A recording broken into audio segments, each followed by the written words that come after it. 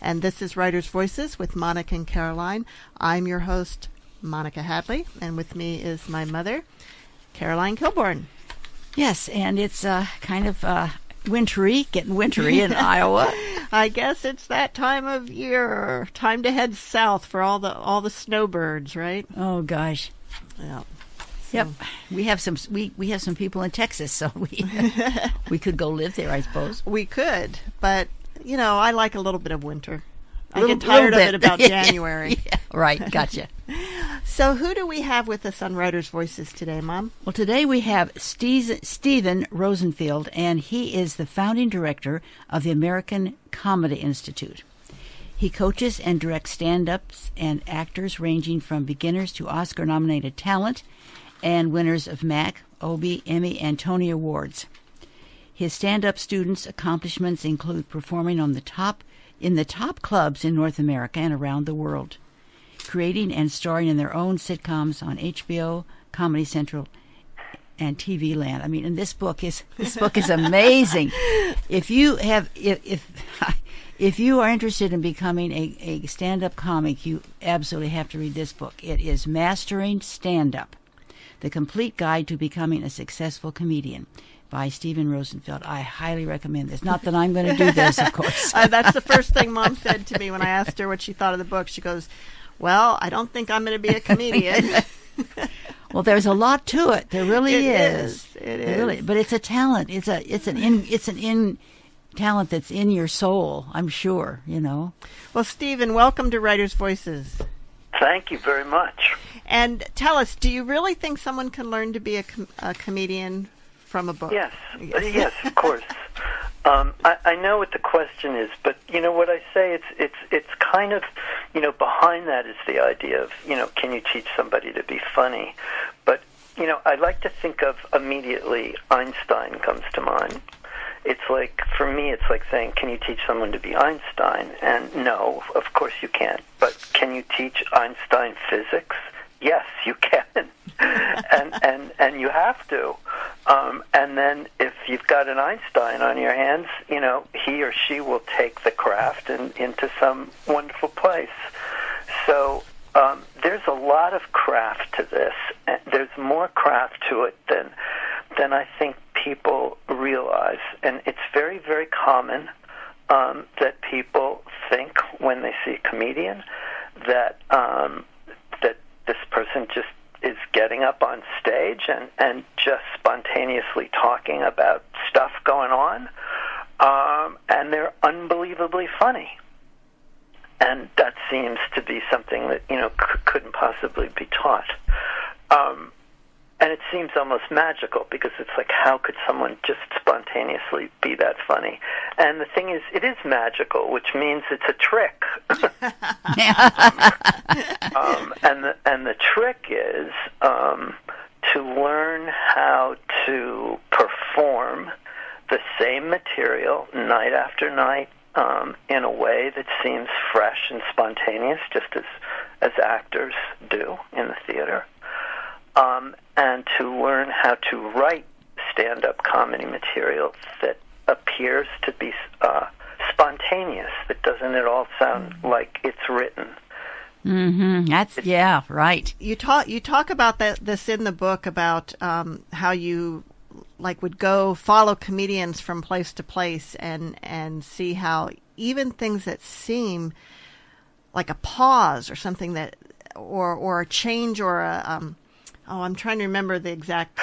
I remember it, actually. Yeah. It was very eye-opening for me. This was when one of the things I used to do when, I was starting this would be I'd follow one comedian around to, they'll do 4 shows a night at different clubs. And the first club I saw this guy, he did a few minutes, and then he said, "Oh, wait a minute, there was something else I wanted to tell you guys. What was it? Oh, right. Okay." And I thought, well, that's cool. He's really comfortable up there.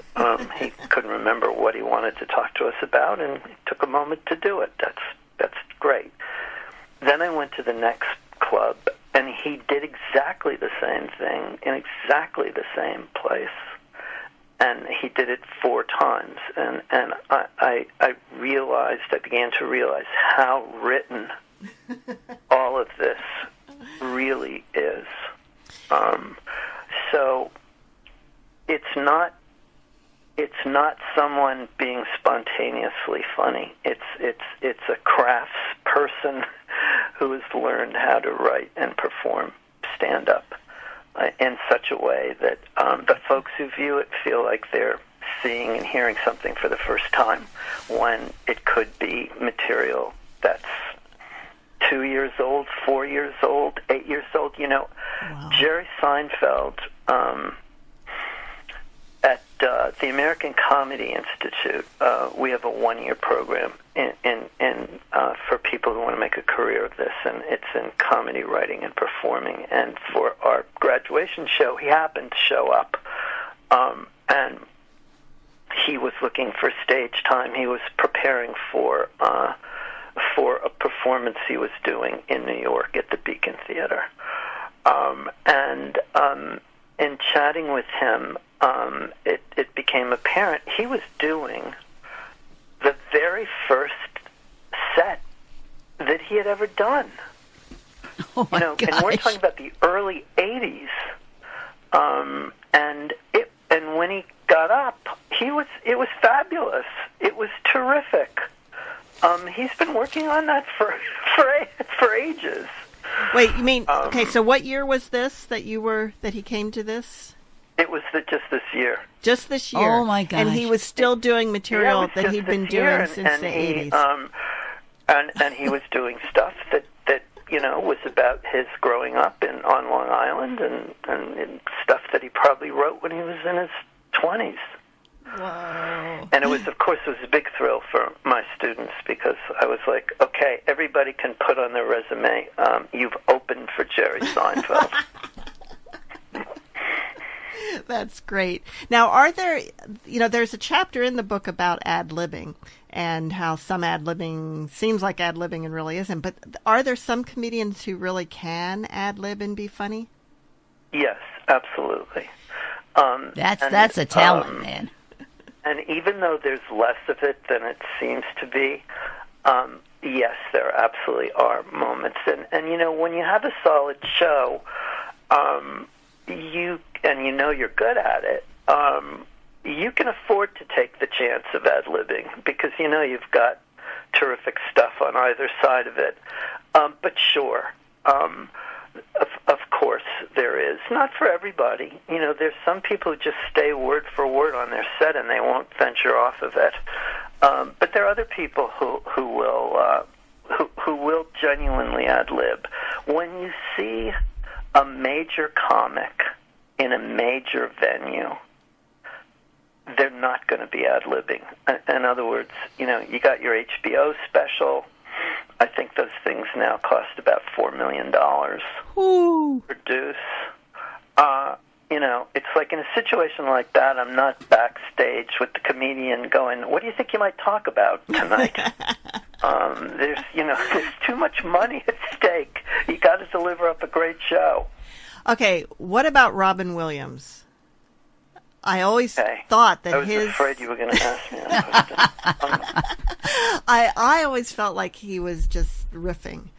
No, he wasn't. Wasn't? Lord.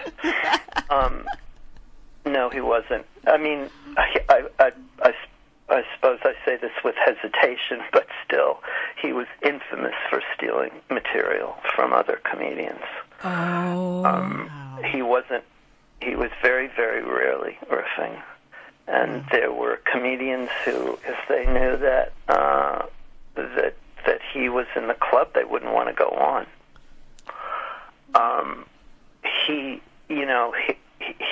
And at the same time, he was brilliant. I don't want to take anything away from him, and taking other people's material is certainly frowned upon in this business, and it should be. But that's not to say that some people don't do it. But he was a great. He was a terrific actor. He was an awesome actor. So a lot of what looked like it was being improvised was in fact not being improvised. And on top of that, he was a good improviser. In addition to that, he was good at it. But he really is an example of somebody who looked like he was just improvising the entire thing. Oh, absolutely. Yeah. Absolutely. Yep. All right, another one. What about Andy Kaufman? Andy Kaufman really, he really fascinates me. I'll tell you why. One of the things I tell my students, and something that's in the book, is that there's an objectivity to what we do, and that's a wonderful thing, because it's not available in other forms of writing and performing, which is our audience either laughs or they don't laugh. And you know it. We know painters who, it's unbelievable, this $450 million sale of what may or may not have been Da Vinci. Van Gogh sold one painting in his life. Whoa. He sold it to his brother.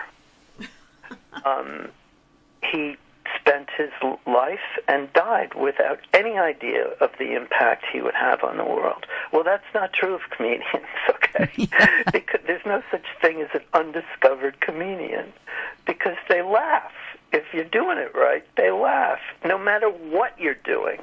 And Andy Kaufman is a great example of this, because his stuff still, to this day, was so original and in many ways so edgy. And he was hilarious doing it. That great, I think it was the very first Saturday Night Live. And he was the only funny, they hadn't, it was their first show, so they hadn't gotten their, gotten their sea legs yet. But he did that Mighty Mouse. He lip-synced the theme song to Mighty Mouse. And there's almost no lyrics. So he spent a lot of time just standing there. And the part that he sang was where he goes, "Here he comes to save the day," and it's a very kind of strong, macho, super Mighty Mouse. And every time he got to that point, he would become that, bold and strong performer. But in between that time, which was most of the time, he was a nervous wreck. It was clear that he was worried that he wouldn't come in on time. He was clenching and unclenching his hands. He had this look on. He was so concentrated, and then he'd come in, and suddenly it was Mighty Mouse, and then he would go back to this anxious guy, and it was an incredible piece of comedy because, first of all, it was hilarious. Even just picturing it in my head, I'm laughing. Yeah. Oh, I'm sure it's on YouTube. It's really great. And second of all, he did an amazing thing because he raised the stakes. And what I mean by that is that when you watch him, okay, in a comic way, you're not sure if he's going to make it or not. He's so worried. You're thinking, well, geez, if he's this worried, maybe he's got something to worry about. So when he finishes the song, there's like this, it's a triumph. It's just this triumphant thing. He made it through.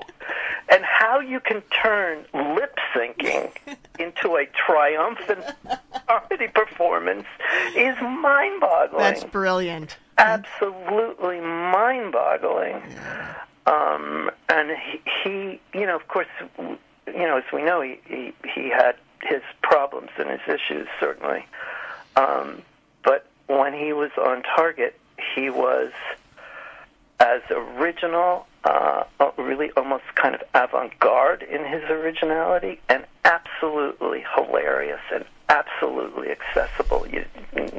You didn't need anybody explaining it to you. It's just hilarious. Well, Stephen, I don't know if you know, we're here in Fairfield, Iowa, which is the center of the Transcendental Meditation movement in the United States, and Andy Kaufman was a part of the TM movement. He was a meditator, transcendental meditator. And in fact, I just saw an announcement, I think sometime this week, they're playing a tape of Andy and the Maharishi discussing comedy. Oh, how interesting. Yeah. God, I wish I could see that. Do you know where that tape You know, I think Right. it's on YouTube. It is? Yeah, Oh, I'd love I think to see so. that. I'll send you a link on that. Okay, awesome. All right, I will do that. Now, there you mentioned in the book there are times when these comedians have to realize that they have to let a joke go because it just isn't going to play anymore, even though it has been successful for a long time.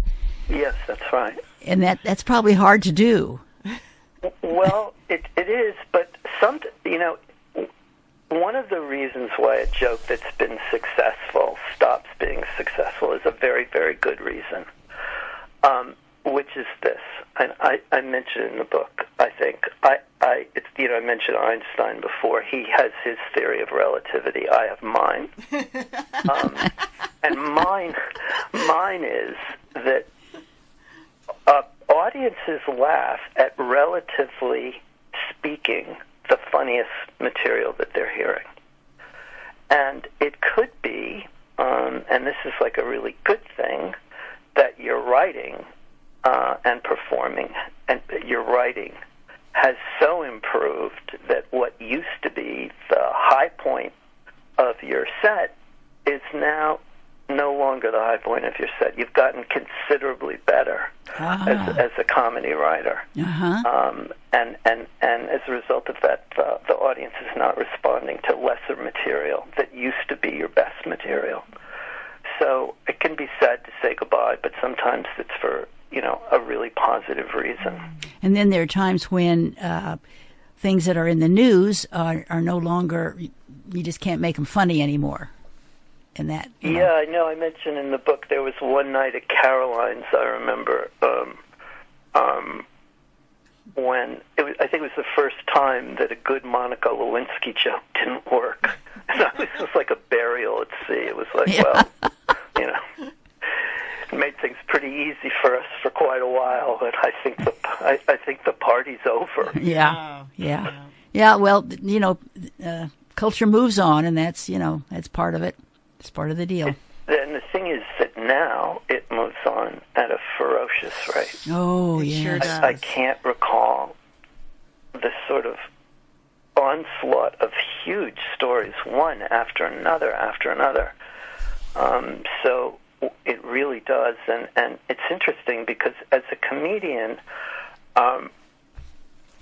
one of the things that I tell the comedians I work with is that when something tragic happens, you got to look at your set, because you may not think that you have anything in the set that relates to that, but maybe you do. Mm-hmm. And there was this really interesting example. I have a wonderful young comedian that I work with who is in high school, and he goes to Stuyvesant High School, which in New York City in the public school system is probably academically the top high school. And the fact that he goes there really helps his comedy persona, because he really is, a serious geek. And he talks about Stuyvesant, and he has, in fact, his opening joke very often is, I go to Stuyvesant High School. It's an excellent school. It has the highest suicide rate in the state. I like a challenge. That's his opening joke. Well, that horrible day when that guy mowed down 8 people in New York City, he did it in front of Stuyvesant High School. Oh my gosh! And when actually we were in class and he got up and he did that, I said, this is a really good example. You gotta, at least for the next week, that name is going to be so associated with this that you really need to put that joke aside. Yeah. Wow. I just read something about the fact that, I don't know if it was all of the people, but a great many of them were from the same place. I know, it's heartbreaking. I believe it was a South American country. It was. I'm not sure. Yeah, it was. Saved up for years for this. Yeah. Oh, God, it's heartbreaking. Oh, wow. Yeah, it was. You're listening to Writers' Voices with Monica and Caroline, and our guest today is Stephen Rosenfield, author of Mastering Stand-Up, The Complete Guide to Becoming a Successful Comedian. So, Stephen, are there people who are really good comedy writers who aren't necessarily good comedy performers? Sure. And very often, I would say they don't want to be. Good thing, huh? Well, no, not necessarily. I think it takes a certain mindset to be able to get up on that stage. Oh, yeah.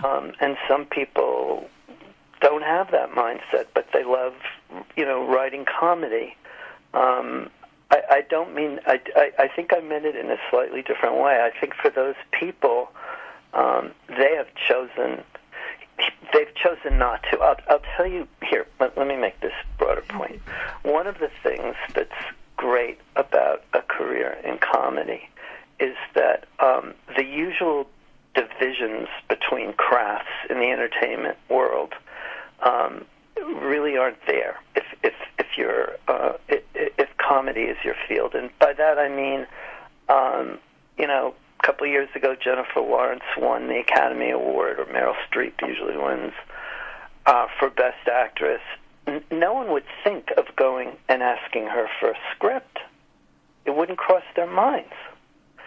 But in stand-up and in comedy, when you start to get, a buzz, when people start talking about you and you're starting to get a following and agents and managers start getting interested in you, there's an immediate interest in your writing.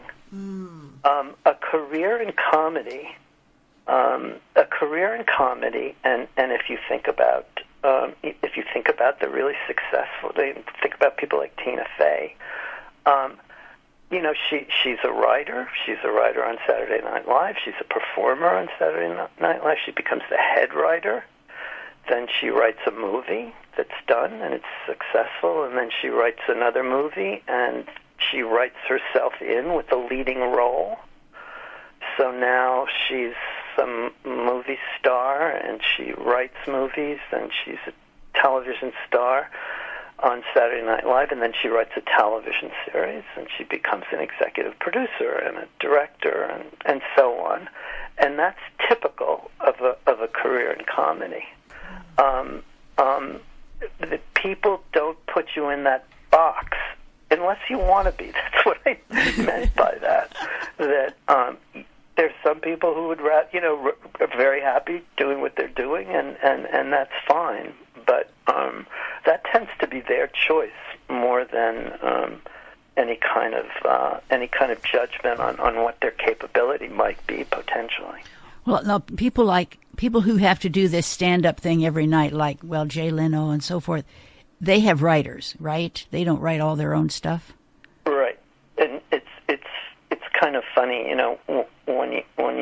when I watch the Emmys sometimes with friends and neighbors who are not familiar with the business, and for instance, Leno would win for Best Variety Show, and 22 writers would go walking out, to accept the award, and they're like, "Who are all those people?" Yeah, right. They're the writers. You think you can do this? I mean, these shows are incredibly good. They are mind-bogglingly good, and one of the things that I think it's great to do, and for folks who are interested in writing comedy, when they get to New York, if they come to New York, is go see one of those shows. A lot of them are in the city now, and when you're there and you're in the audience and you're watching it live and you're watching the show, it's just mind-boggling how good those shows are. And there's no way in the world that one person could possibly do that. It'd be impossible. Mm-hmm. Now, most of that like any monologue on one of those shows or on the Daily Show, the Comedy Central shows, they have their monologues and their skits. That material's just used once, right? Yes, it's just used once. That's correct. Wow. The way it works is that the executive producer of the show meets with the host and maybe the head writer, but there's a meeting in the morning, and out of that meeting a decision is made of, here are the topics we want to cover tonight. We want to cover these 3 things tonight in the monologue, and then that's shot out to the writers who spend the day writing those jokes. And then those jokes come in. And when I say writing those jokes, for every joke that you hear a late-night guy say, there were 100 other jokes about that same subject that were not selected. They write a tremendous amount of material, and they pick the best. Oh, gosh. Just going through all of that has got to be... It's kind of amazing to me that no wonder you need a whole team to be able to come up with new jokes every day. And when reading your book, and when you really give advice on how to take a joke concept and create a joke that really works from it by being more concise, shortening, being sure where you don't go on beyond the actual punchline, and you have really hands-on concrete advice in here. But it seems like that's something that it would take time even to refine a single joke. Well, sometimes it does. Well, listen, let me say this: it does take time to refine a single joke. It does. I mean, that's the truth. Some people spend more time than others on it, but it does.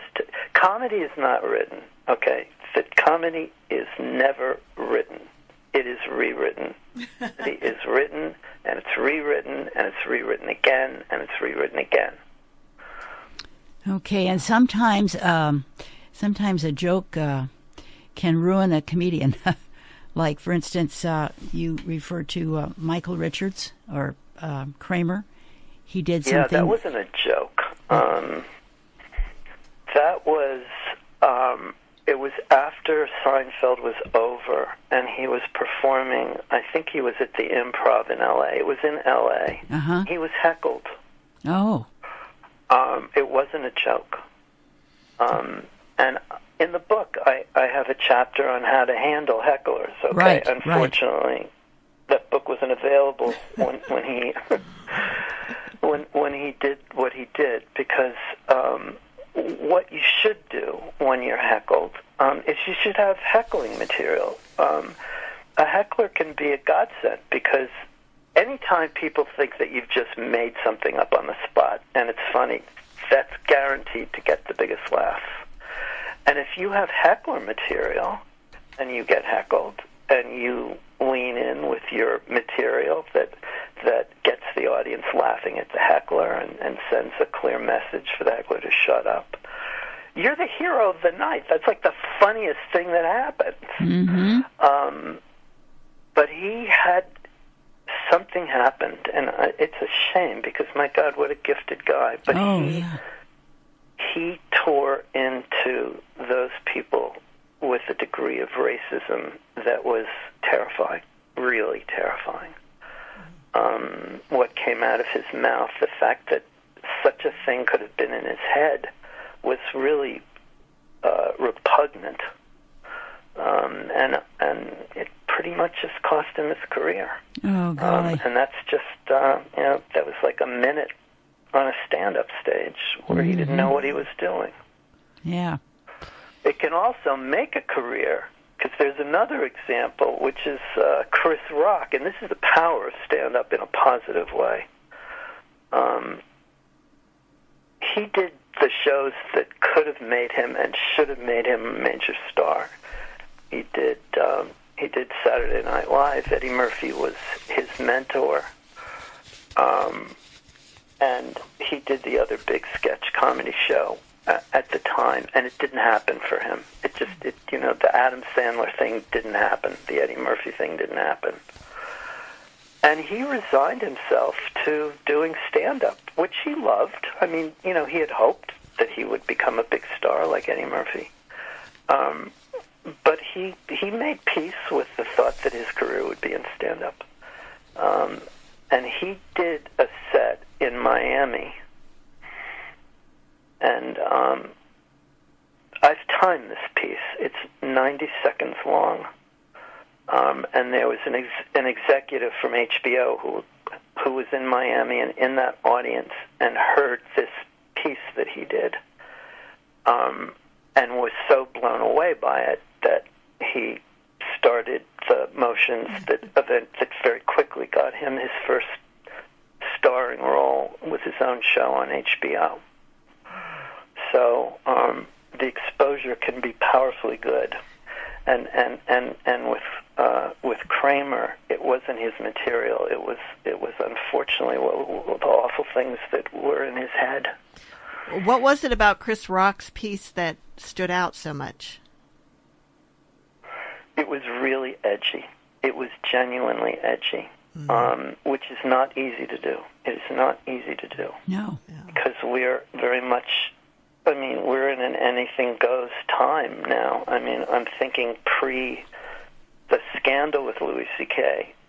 He when he was on Saturday Night Live this season, he was doing pedophile jokes. And if you can do pedophile jokes on network television, what's edgy? Yeah. If that's mainstream, it's like, what? He did something really edgy, and there's a word here that's a bad word, so I'm just going to indicate what the word is, okay? Okay. Yeah. The piece is called I Hate, and then it's the N word, okay? Oh, wow. And in this piece, he was making the point that there are African-American people, black people who live their lives and raise their families, and then there's a group which he called the N group, and he was saying they're ruining it for all the rest of us. That was really edgy as hell. Yeah. He was saying something that he really felt, which is important when you do edgy material. I want to get back to that in a second if I can.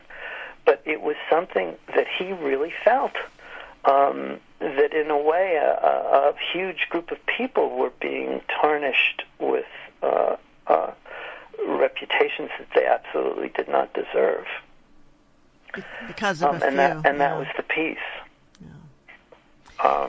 And I think that it's interesting because with really edgy comedy, and Lenny Bruce, I would say the beginning of edgy comedy is probably Moms Mabley and Lenny Bruce. Wow. They did stuff they really believed in. They weren't being edgy for the sake of being edgy. They weren't being it to be sensational. They were doing it to be sensational, and because they really felt like there was a taboo out there that needed to be aired. By that I mean, sunlight and fresh air put on it, something that we shouldn't talk about, like what Chris Rock did that night. That's not something you should talk about. But he did. That's what Lenny Bruce did. That's what the really great edgy comedians do. Wow. You're listening. Sometimes people think edgy is, talking very graphically about sex. And it's not. It was a long time ago. We can watch pornography on our phones. In 1929, Mae West, the great comedy writer, she was a fabulous writer, and movie star, did a play on Broadway called Sex. And in this play there was no cursing, there was no sex, but the play was called Sex, and there were prostitutes and people involved in that kind of world. And the entire company was busted by the Vice Squad. they all ended up in jail. And that was really edgy. In 1929, that was edgy. Yeah. But it's not really all that edgy now. I'd like to see that play now. I bet it's funny. There's something that I would love to see. She did a movie script called Catherine Was Great, based on Catherine the Great. Okay. And I've just heard about the opening sequence, and here it is. So it's set in the Tsarina's palace, and it's the morning, and the doors, giant, big, double oak golden doors open up, and she that famous walk of hers. She's walking down this corridor that's just lined with young soldiers. It's just, there's hundreds of them. And then the doors open to the throne room, and there's like maybe even 1,000 more new young soldiers who are in attendance. And she saunters up to the throne, and she turns around, and she makes eye contact with one soldier. And the opening line of the movie is, "You're new here, ain't you?"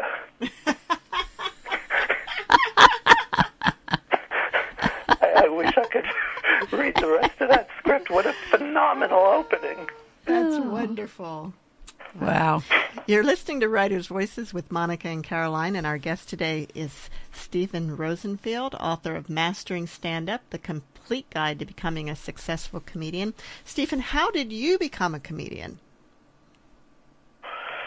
Well, that's interesting. I mean, comedy, I think that for some people, comedy is almost like a language that they speak.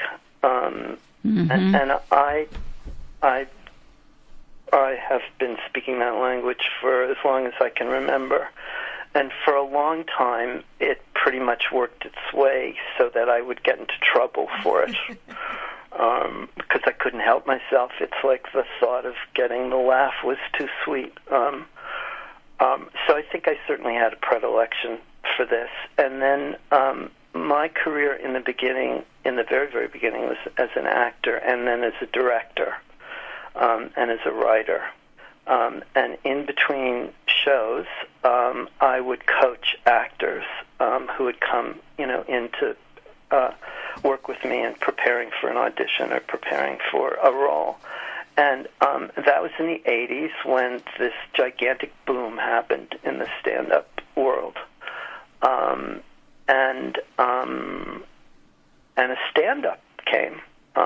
He had seen a comedy show that I had, a sketch comedy show that I had written and directed, and got in touch with me and asked if I would work with him on his stand-up. And I said, sure. And when I started working with him, I realized that what we needed to work on, in addition to the performance, which when you're working with an actor is the only thing you need to work on, which is enough, God knows, is that the writing needed working on. And so I started writing with him as well as coaching him on his performing.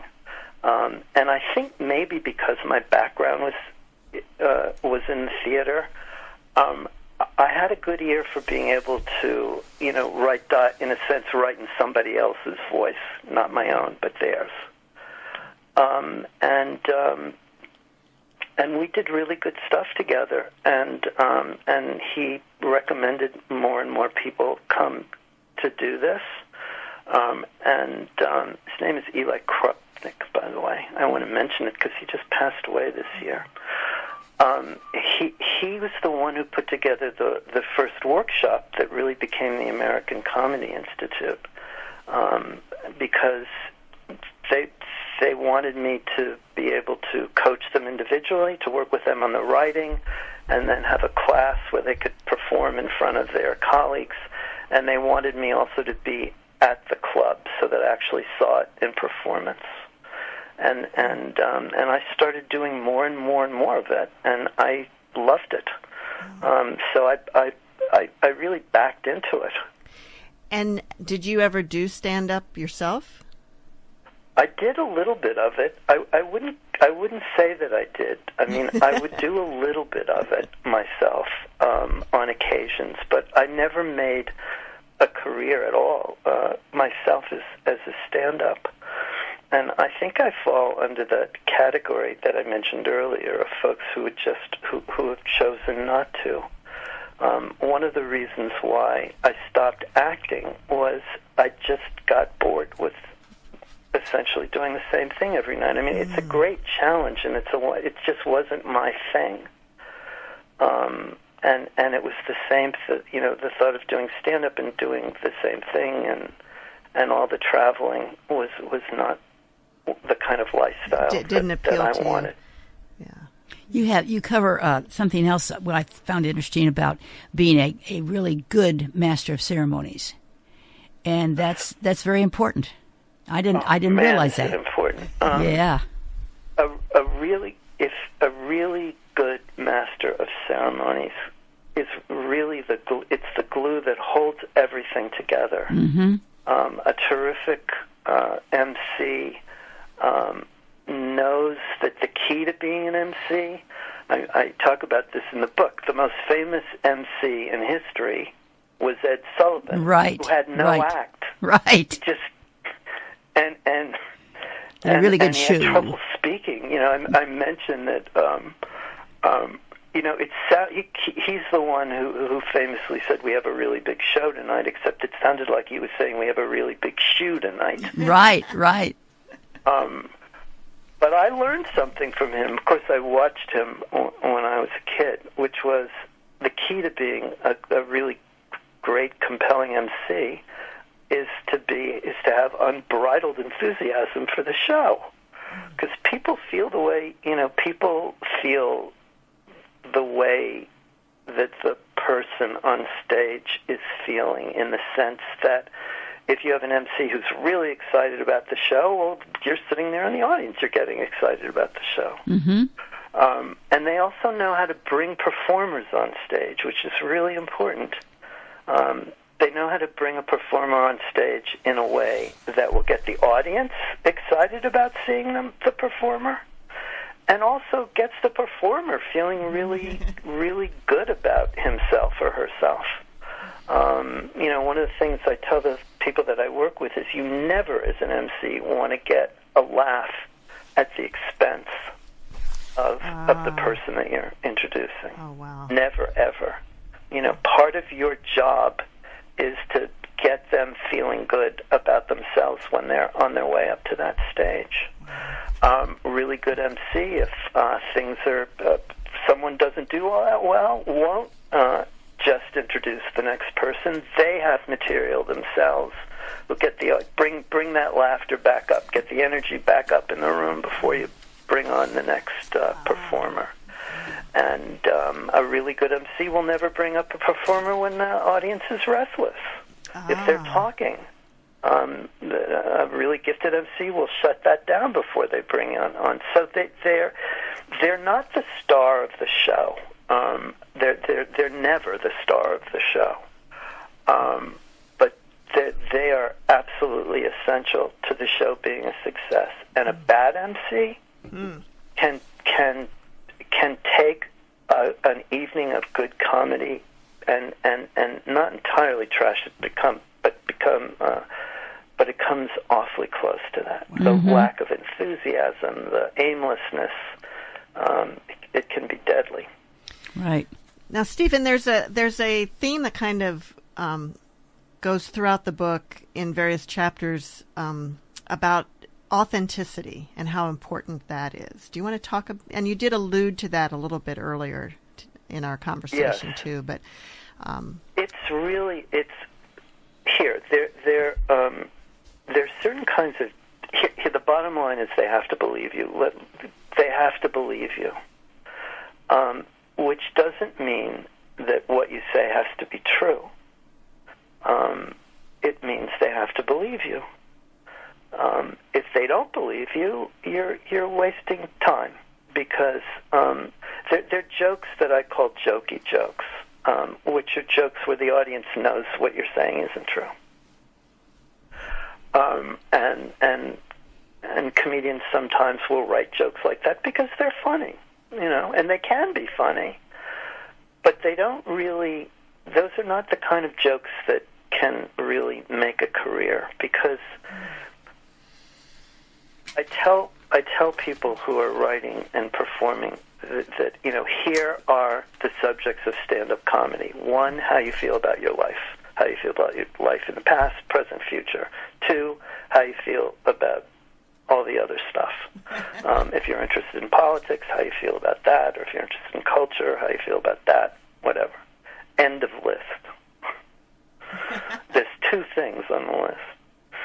So how can you be original if there are only 2 subjects? And the answer to that question is that the real subject is you. You're the subject.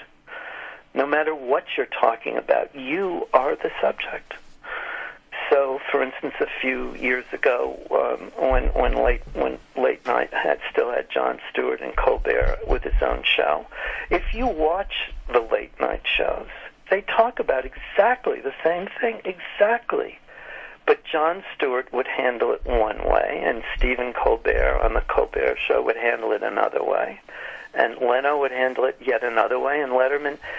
The subject is you, and that's what they want to know about. And if you write jokey material, by that I mean inauthentic material, and by that I mean they don't believe it. They may laugh, because sometimes it's funny, and they may remember your joke, but they won't remember you, and that's what you want. You want them leaving the club, talking about you, not talking about jokes. Wow. Well, Stephen, would you like to read a little bit from the book so we get a feel for some of the advice and how you deal with it? Okay, sure. I don't know how much you want, so just feel free to cut me off. Okay. It was the best of times. No, wait, I didn't write that. I'm sorry.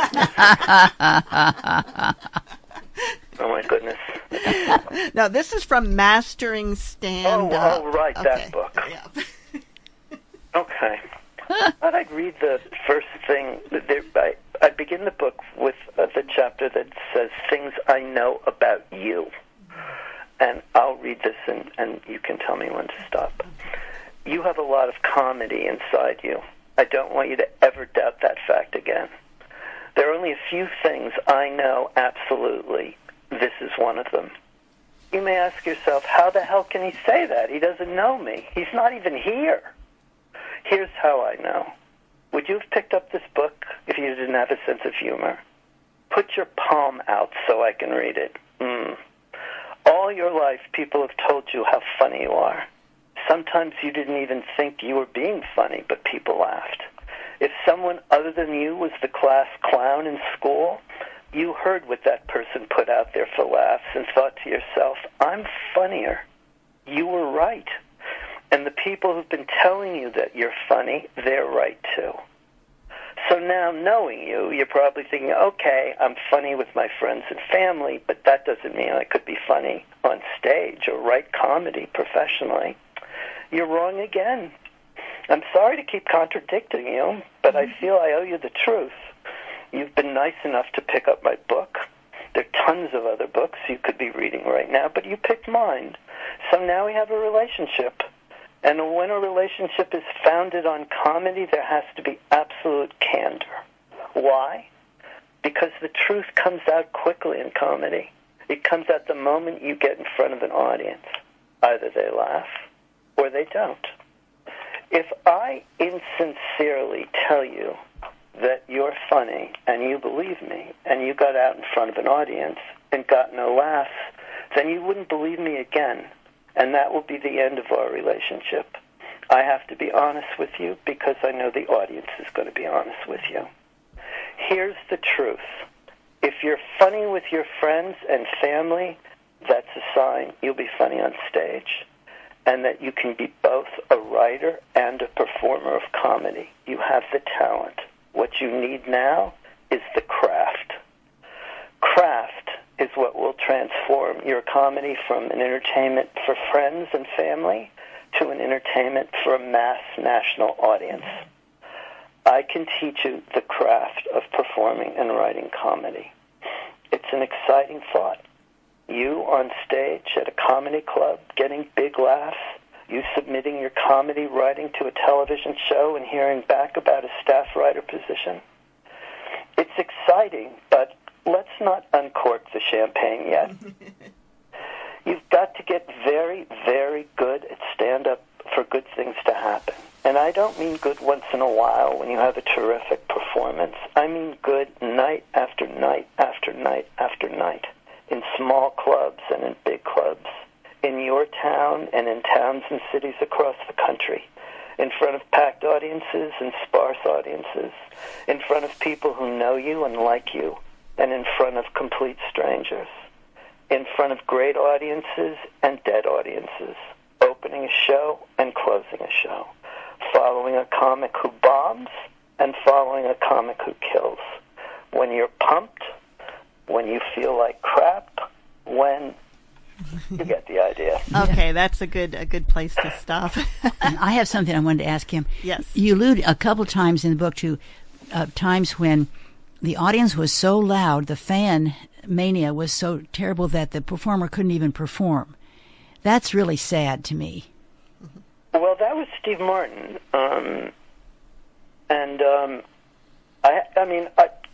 That happens rarely. But when he did his stand-up, there was really kind of a Beatles mania that went on about him. Wow. Yeah. So that was a very uncommon event. And he said that he might have continued if he thought of himself more as a kind of orchestrator of a kind of party situation rather than a stand-up who had specific material. But that doesn't happen very often. Yeah. And listen, the heartbreaking part of that is he went on to become a huge, movie star. Yeah, that is true. I know. That is true. Now, Stephen, what, after all these years of teaching people how to perform, helping with the writing, what made you decide to write a book about it? Okay, that's a really good question. I think that all the other books are useful. I do. I've tried to read everything myself, but I didn't feel that a book had been written that went beyond being kind of a learner's manual.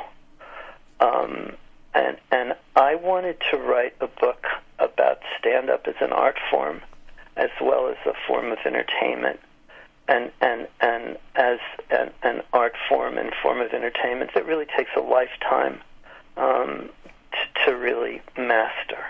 And I didn't see that anyone had done that kind of book before. I wanted to write a book that would be useful to people who are just getting started, and a book that would be read avidly by people who are already headlining. And how long did you spend writing this? A year. Wow, that's fast. No, I didn't spend a long time writing it because I had spent, 27 years. I knew what the book was going to be before I wrote it. I always think Arthur Lorenz, the wonderful film writer and musical theater writer, he said that, writing's not difficult. Knowing what to write is difficult. Yeah, right. I knew what I was going to write before I started, so it made my job a little easier. Oh, that's a great quote. I love that one. It is. Wow. So when you decided to sit down and write this, did you work on it every day? Did it become did you have to put everything else aside to do this? I couldn't put everything else. I was not in a position to do that because I'm also the director of the American Comedy Institute, and I have responsibilities there that it wasn't. I couldn't do that. But I had learned something, which is I try to be a reasonably good student of myself, and one of the things that I tell comedy writers is it's a business that you own. You know, when you write comedy, you've just become a business owner, and you got to treat it like a business. Mm-hmm. And you got to schedule time to work, which is what I did. I worked out a schedule, and I stuck to it. I had a deadline, and that would have been the only way I could have done it. I think routine is very, very important to the creative process. To me, it's how you become a pro, really. You know, I write comedy starting, you know, at 12:30 in the afternoon, and you know, I write it until 5:30 at night, and that's what I do. And the routine of that, I think, is enormously important, and it really gets your juices going. You're not waiting to be inspired or waiting to get into the zone. You're writing. This is what you do. You write. And had you sold the book before you finished writing it, so you had an external deadline? Yeah. Yes, I did sell it before. I wrote, you know, an extensive book proposal, which was far more demanding than I thought it would be. One of the things that interests me is how much the publishers want to know about your capacity to market the book yourself. Yes. And it took more time than I thought it would. One of the things or at least I needed to do with the kind of book that I had, was to do a study of all the other books and what they were about and how mine was different from theirs. So there's a lot of work that goes into it. The proposal that's not your writing of your book. So based on the proposal, the book was Chicago Review Press bought it, and then I went ahead and finished it. I really started writing it seriously after it was purchased. Okay. Well, that's a good way to do it, because it gives you an external deadline that helps push it along. Now, this book is available, I'm assuming, wherever books are sold? I know for sure it's available on Amazon and on Barnes & Noble, okay.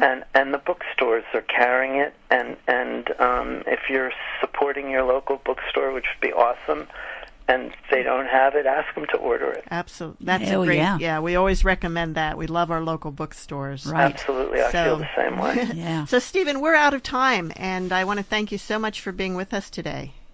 Oh, it was a pleasure. It was a lot of fun. Thank you for having me. It sure was. And, Mom, do you have some closing words of wisdom for us? Well, this is a joke, I think. This Willie Nelson said this. Okay, I didn't know he was a comedian. But the early bird gets the worm, but the second mouse gets the cheese. Well, and my version of that is the early bird gets the worm and the early worm gets eaten. True. My version of that is don't get up too early. All right, stay tuned now if you're listening on Friday. See you next week on Writer's Voices.